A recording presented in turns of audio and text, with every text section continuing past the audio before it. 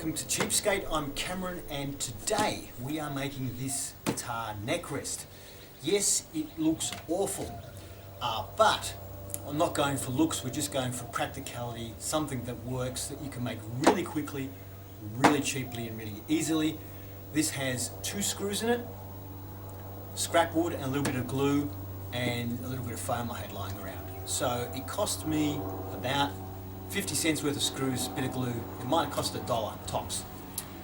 So, and it works. I will probably put a sock over the top of it when I'm doing fret work so that any metal filings or bits of jagged metal go onto the sock. I can pull the sock off and wash it, throw it away. Hi, I'm Cameron and you're watching Cheapskate. Today we're making a guitar neck rest out of a few bits of scrap timber. I'm currently about to fret my guitar that I'm building and I didn't have a neck rest, so I thought, I better make one quickly. I'm just making a really super cheap, basic, horrible looking thing that's just going to work and I can put it together quickly so I can get it done. It's not meant to be fancy. I've got 3 bits of just scrap wood. One that I used was making my fret wire bending jig, which the first one didn't work, so it's a bit of scrap timber. I've just in pencil made some marks where I want the timber to go in relation to each other. Because I've got these holes in the bottom, I have to be careful where I'm going to put my screw holes. So I'm going to use glue and screws. The reason I'm using screws is because I want to use this basically straight away.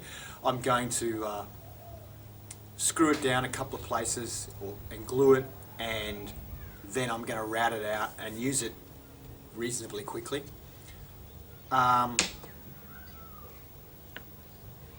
Yes, what else do I want to say about it?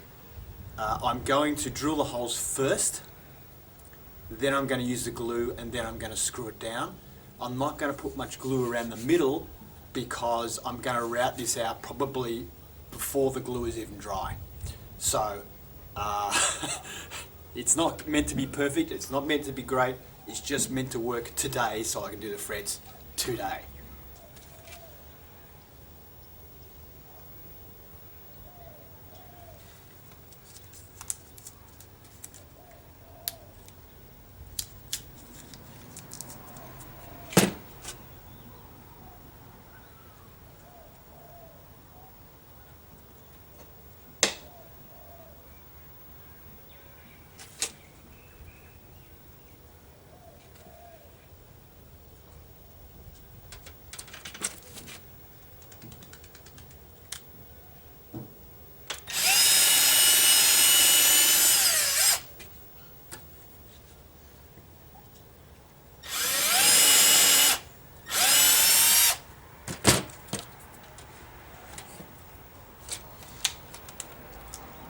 The hole's done.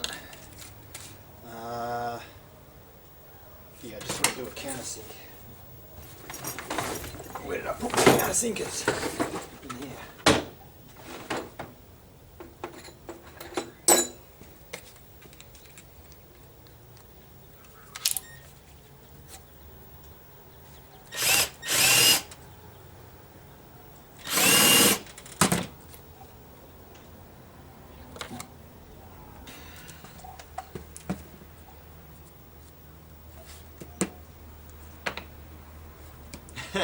There's that many holes in it, the glue's going to go everywhere, but oh well.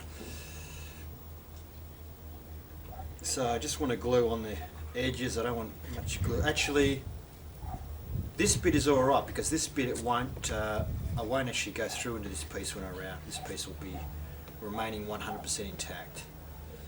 So I can put that wherever, just whack that on there. This bit though I've got to be a bit careful because I will route completely through this bit.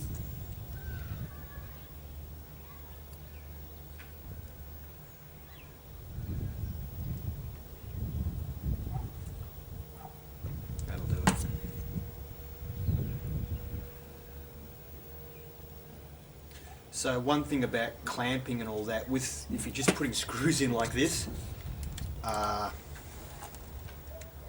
clamping side of it doesn't matter so much.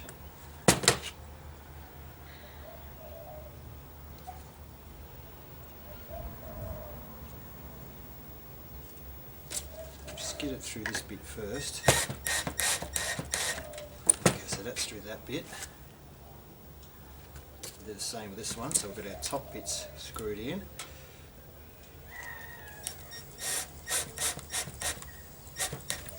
Okay, then we'll make sure we're positioned here. And it should go in the right spot. Yep, that appears to be going through the hole. That's made for it.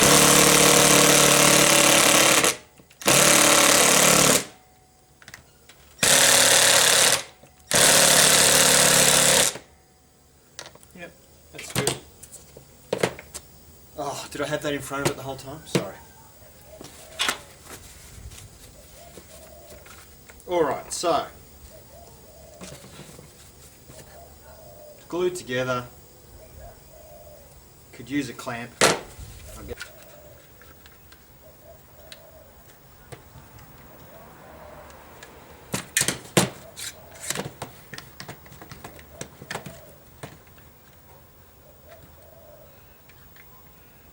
Actually, I'll put this clamp. So what I'm doing is probably, because I've only got 2 screws, one there, it's probably pulled it down tighter here and it's looser there, so I'll put this one opposing this screw, this one opposing this screw. That should give us our best clamp down. Anyway, it only has to hold for a few minutes, 10 minutes or something, while I clean up and get ready to do the routing. Okay, it's been about 10 minutes and I've already got the clamps off. By the way, whenever I build anything like this now, I always leave the bottom layer bigger so you can clamp stuff. This way you can clamp it to your workbench if you leave a little bit overhanging, and then the clamps aren't so high up that they interfere with your work. Even if you build it up even higher than this, well, you can't because it's a neck rest, but stuff that you need to clamp onto a table, just always leave a tang anyway. That's my view of it. I'm going to use this one to start with, just because it's got a curve on the bottom, so when I do the middle, that'll kind of be nice, rounded bit on the bottom. Also, this bit is about 20 millimeters total depth of the blade, so it'll be easier for me to guide it, because I want to make this 20 mils deep.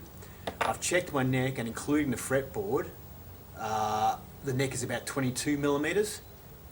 So if I make this 20 millimeters and then put a little bit of padding in there, that'll bring it up a little bit more, because I want the fretboard to sit above this, because while I'm doing frets, if I want to have the neck in here while I'm doing the frets, or if I'm just got frets that are overhanging because I haven't clipped them all the way yet, I don't want it to dive into here and then have the frets pulled out or anything like that. So I'm making sure it's shallower than the actual neck. So 20 millimeters maximum depth, and that won't hit the bottom one, so it won't go into the glue that we put on the bottom one there. About to start the routing. Apologies if my body blocks your view of the routing from time to time during this. I'll try and edit those bits out where I block it, but I've got to be careful routing and I can't really compromise. So I've just drawn some lines on. This line here is about 55 mils apart, and it tapers down to about 45 mils apart at this end. So I kind of will follow those a little bit, just so it's a little bit wider at one end and the other, so that's more of a universal fit that way. I'm going to take just a little bit off with the first pass and then gradually get deeper.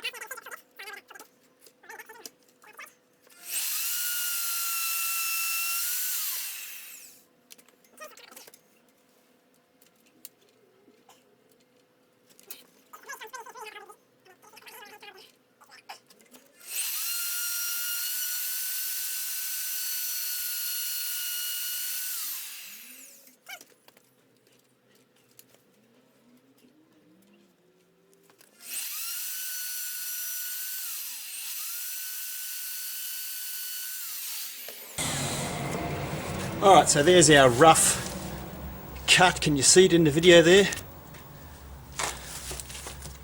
Oh, you can kind of see it. Yeah, I'll move a bit closer. So yeah, it's got our rough shape now. Now I can smooth it or sand it a little bit.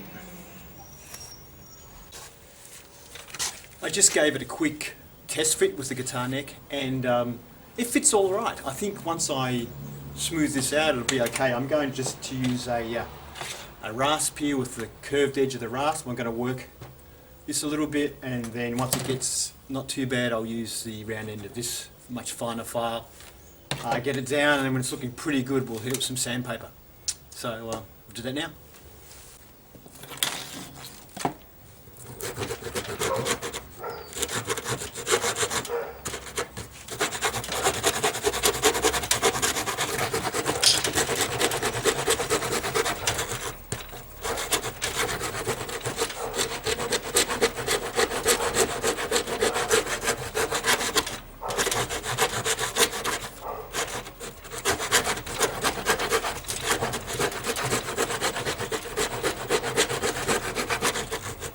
This would be better done on a solid workbench, but my shed's so small that my workbench is just full of stuff all the time, and there's just no room to work on it in there. So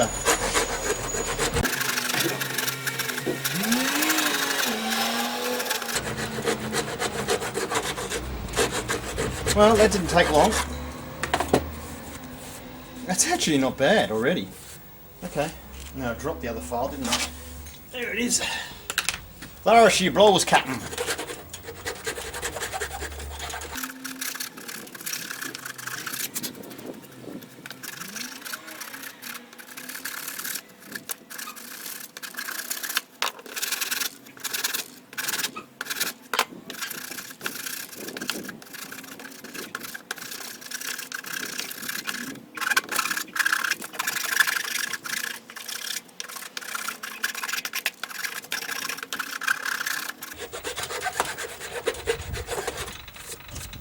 That actually feels pretty smooth. I'm not getting splinters or anything.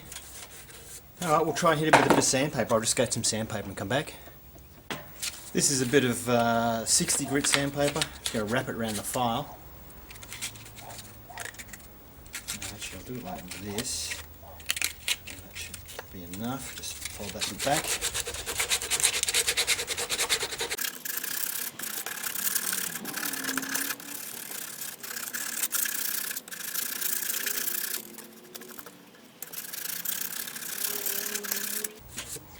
Alright, might just do a test fit.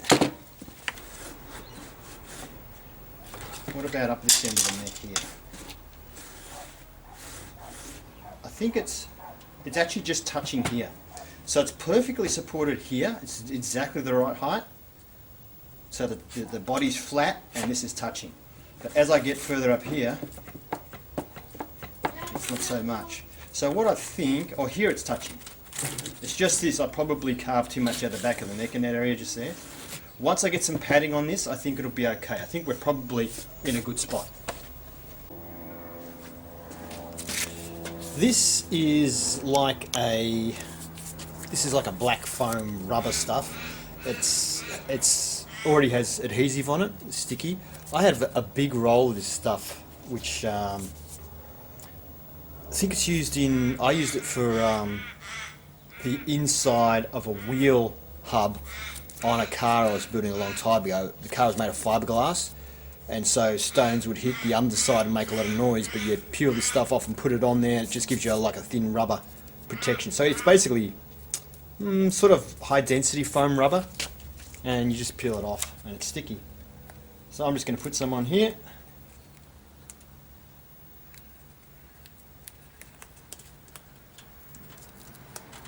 Like so. But I mean, I'm only using this because I've got a stack of it in there and nothing to use it on. But if you're worried about it, you could get a kitchen sponge, glue it in there.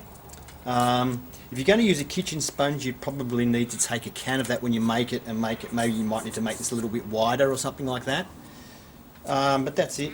The other thing, then I could probably, if I want to, stick a sock over it or something like that when I'm using it, an old sock, just to, the reason in fact I could get an old sock and just slip it over the whole thing. Alright, so I bought a different guitar out to try this time, and actually there's a bit of room here. You can see the guitar's pretty much flat on here, and I have to push it down to get the neck to touch. So a couple of things we can do, we can carry a couple of spare bits of timber to put underneath. Still, it's a little higher, but it's not bad, it's almost flat with the body. I can use this bit of a thicker one here. This is, obviously you'd want to get a bit of a longer piece. That one actually lifts the neck up a little bit, so it's sitting firmly in there, but the body is now tilted, although a fair bit of the body is still on the table. That would be quite acceptable to work on.